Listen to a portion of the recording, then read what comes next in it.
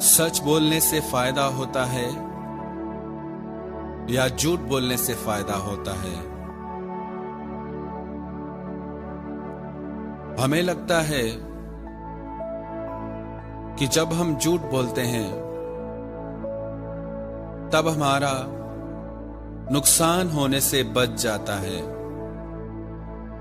जब हम सच बोलते हैं तब परेशानियां खड़ी हो जाती है। क्या सच में ऐसा होता है? क्या झूठ बोलने से फायदा होता है? क्या सच बोलने से बातें बिगड़ती हैं, नुकसान होता है? आप एक बात पे गौर करें। जब तक आप अपनी बात को सामने वाले को यह विश्वास दिलाकर नहीं बताते कि आप सच बोल रहे हैं, तब तक वो झूठ भी आपको फायदा नहीं देता। जब आपकी बात को कोई सच मानता है, तभी आपको उस झूठ से लाभ होता है। और जब आपका झूठ स्पष्ट होता है, तब आपको उस झूठ से और अधिक हानि हो जाती है। और यदि हम स्पष्ट बोले, सच बोले, हो सकता है कुछ क्षण की हमें हानि हो, पर हमारे जीवन में जो हमें संतोष प्राप्त होगा, निर्भयता प्राप्त होगी, वो थोड़े सुख और थोड़े लाभ से कहीं अधिक होगी। जो विश्वास आप अपने रिश्तों में जीत पाएंगे, प्राप्त कर सकेंगे, वो थोड़े लाभ की तुलना में कहीं अधिक होगा। एक महाभारत की कथा है। द्रोणाचार्य के पास कौरव और पांडव सब शिक्षा प्राप्त करने गए, तो गुरु द्रोणाचार्य ने उन्हें धर्म की परिभाषा सिखाई, धर्म के 10 अंग सिखाए, और उनमें सबसे पहला धर्म का अंग था सत्य। सबको याद करके आने के लिए कहा कि धर्म के 10 अंग याद करके आओ। दूसरे दिन गुरु द्रोणाचार्य ने सबसे पूछा कि धर्म के 10 अंग, 10 भाग किस किस को याद हैं? सबने बता दिया। तो गुरु द्रोणाचार्य ने युधिष्ठिर से पूछा कि आपको धर्म के 10 अंग के नाम याद है? वो बोला, नहीं, मैं अभी पहला ही अंग याद करने में लगा हुआ हूं। फिर दूसरा दिन हुआ। दूसरे दिन उन्होंने पूछा युधिष्ठिर से। युधिष्ठिर बोला, नहीं, मैं अभी भी याद करने में लगा हुआ हूं। पूरे 7 दिन बीत गए। गुरु द्रोणाचार्य ने फिर युधिष्ठिर से पूछा कि आपको याद हो गया धर्म के 10 अंग कौन कौन से हैं? वो बोला, अभी भी मैं पहले अंग को याद करने में लगा हूं। तो वो बोले, इसमें क्या है? तुम्हें इतना समय क्यों लग रहा है? वो बोले कि धर्म का पहला अंग है सत्य। तो उस सत्य पे चलने की मैं निरंतर कोशिश कर रहा हूं। उस सत्य को अपने जीवन में उतारने की निरंतर कोशिश कर रहा हूं। जब तक सत्य मेरे जीवन में नहीं आ जाता, तब तक मैं धर्म के मार्ग पे आगे नहीं बढ़ सकता। तो गुरु द्रोणाचार्य उन पे बहुत प्रसन्न हो गए और उन्हें वरदान दिया कि आगे आने वाले समय में लोग तुम्हें धर्मराज के नाम से जानेंगे, क्योंकि तुम धर्म के अर्थ को इतनी गहराई से समझते हो। तो जब तक हमारे जीवन में सत्य नहीं आया, तब तक धर्म पे हम चलने की शुरुआत भी नहीं कर सकते, और जो धर्म पे चलते हैं वही परमात्मा से जुड़ते हैं। श्रीमद् भगवत गीता में भगवान ने दैवी और आसुरी संपदा के गुण बताए हैं। जहां दंभ है, जहां पाखंड है, झूठ है, भगवान उन्हें आसुरी गुण कहते हैं। दंभो दर्पो अभिमानश्च, दंभी व्यक्ति, असत्य का जीवन जीने वाला व्यक्ति आसुरी गुणों में जीता है, और पवित्रता से जीने वाला, सत्य में जीने वाला दैवी गुण में जीता है।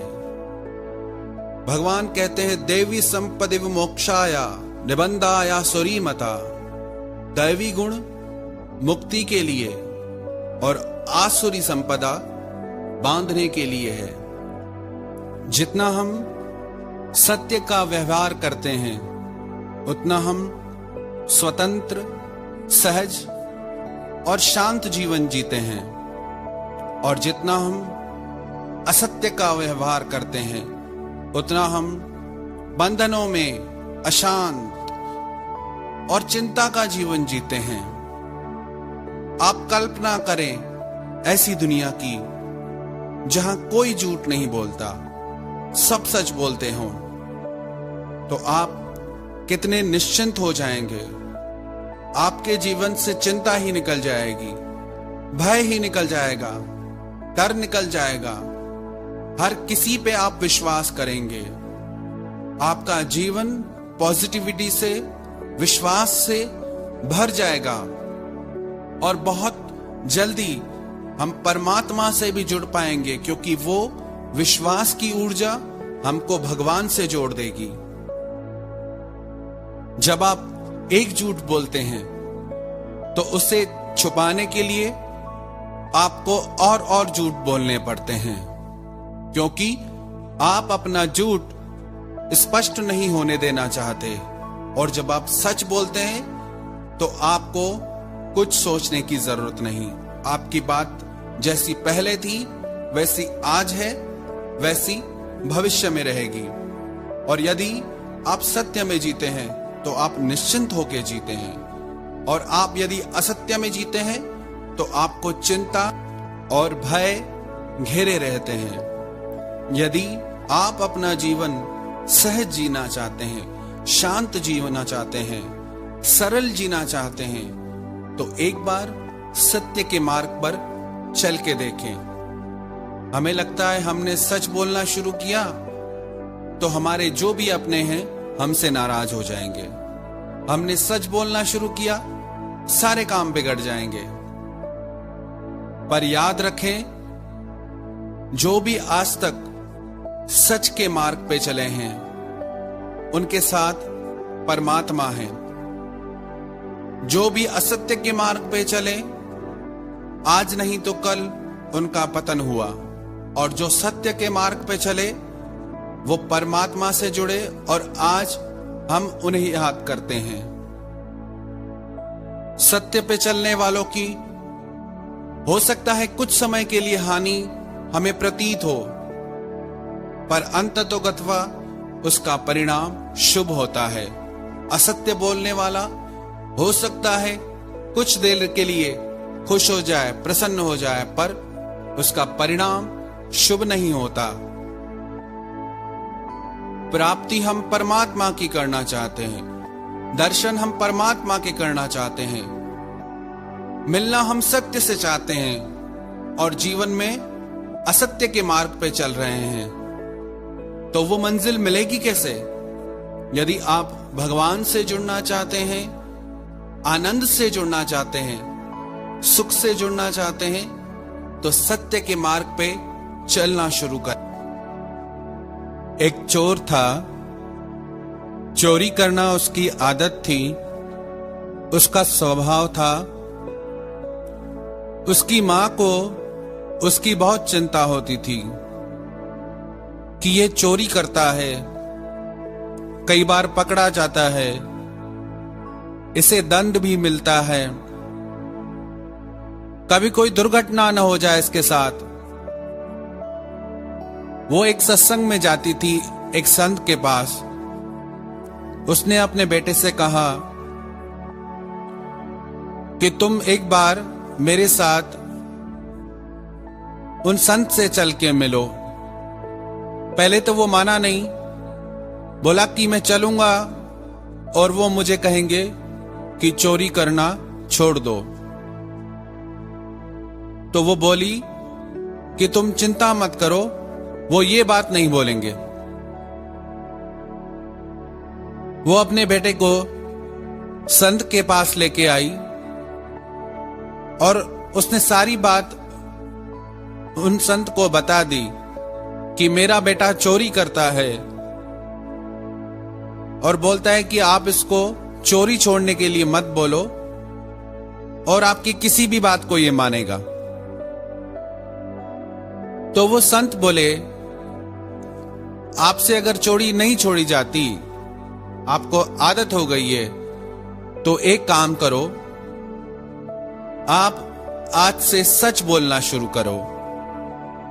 चाहे कैसी भी परिस्थिति हो जाए, आप सच बोलना मत छोड़ना। और सच बोलने के अभ्यास से आपकी एक दिन चोरी भी छूट जाएगी, क्योंकि जिसके जीवन में सत्य है वहां दुर्गुण नहीं रह सकते। एक दिन वो राजा के महल में चोरी करने गया। चोरी करके जब सामान लेके, धन लेके वहां से निकल रहा था, तो द्वारपालों ने उसे देख लिया। वो उससे पूछने लगे कि कौन हो तुम? वो बोला कि चोर हूं मैं। तो द्वारपालों को लगा कि कोई चोर खुद को चोर क्यों बोलेगा? हो सकता है राजा का कोई खास आदमी हो जो रात को निरीक्षण के लिए आया हो। उन्होंने उससे पूछा कि तुम्हारे हाथ में क्या है, क्या लेके जा रहे हो? वो बोला चोरी का सामान है, चोरी करने आया था, चोरी करके जा रहा हूं। उन्हें लगा ये शायद कोई बड़ा आदमी है और हमारे प्रश्न पूछने से इसे बुरा लग रहा है। उन्होंने उसे जाने दिया। जब वो घर आया, वो चिंतन करने लगा कि जब मैं झूठ बोलता था तब मुझे सब मारते थे, अपमान करते थे, दंड देते थे। आज मैंने सच बोला तो किसी ने मेरा अपमान नहीं किया, किसी ने मुझे दंड नहीं दिया। उसके मन में यह विचार आया कि आज के बाद मैं चोरी नहीं करूंगा। सुबह को जब राजा को यह बात पता चली कि राजभवन में चोरी हुई और कोई चोर चोरी करके गया, तो राजा ने द्वारपालों से पूछा कि तुमने उस चोर को रोका क्यों नहीं? उन्होंने कहा कि महाराज, हमें लगा कि वो कोई खास व्यक्ति है। जब हमने उससे पूछा कि तुम कौन हो, वो बोला मैं चोर हूं। जब हमने उससे पूछा कि अपने साथ क्या लेके जा रहे हो, वो बोला मैं चोरी करके धन लेके जा रहा हूं। हमें लगा कि कोई खास आदमी है, कोई चोर। स्वयं को चोर कैसे बोलेगा? राजा भी हैरान हुआ। राजा ने कहा उसे पकड़ के लाओ। जब उसे पकड़ के राजमहल में लेके आए तो राजा ने उनसे पूछा कि क्या चोरी तुमने की? वो बोला हाँ महाराज, चोरी मैंने की, लेकिन अब मैं चोर नहीं हूं। राजा बोले जब चोरी तुमने की तो चोर तुम ही हुए। वो बोला नहीं महाराज, मैंने अब चोरी छोड़ दी। राजा ने बोला इसके हाथ गर्म अंगारों में डाल, अगर ये सच बोल रहा है तो इसके हाथ नहीं जलेंगे, और अगर ये झूठ बोल रहा है तो इसके हाथ जल जाएंगे। जब उसके हाथ गरम अंगारों में डाले गए तो उसके हाथ नहीं जले। राजा बड़ा हैरान हुआ कि अग्नि भी इसकी साक्षी दे रहे हैं कि ये सच बोल रहा है। वो बोल रहा है, महाराज, मैं एक संत के पास गया। संत ने मुझे कहा कि आप सच बोलना शुरू कर दो, कभी झूठ मत बोलना। सच बोलने का यह परिणाम हुआ कि मुझे आपके राजमहल में दरबारियों ने सम्मान दिया, किसी ने मुझे रोका नहीं। और सच का यह परिणाम हुआ कि मेरे हाथ अग्नि में भी नहीं जले। राजा बड़ा प्रभावित हुआ उसके सच बोलने के स्वभाव से। झूठ की आयु बहुत छोटी होती है। जो भी हम झूठ बोलते हैं वो एक ना एक दिन स्पष्ट हो जाता है।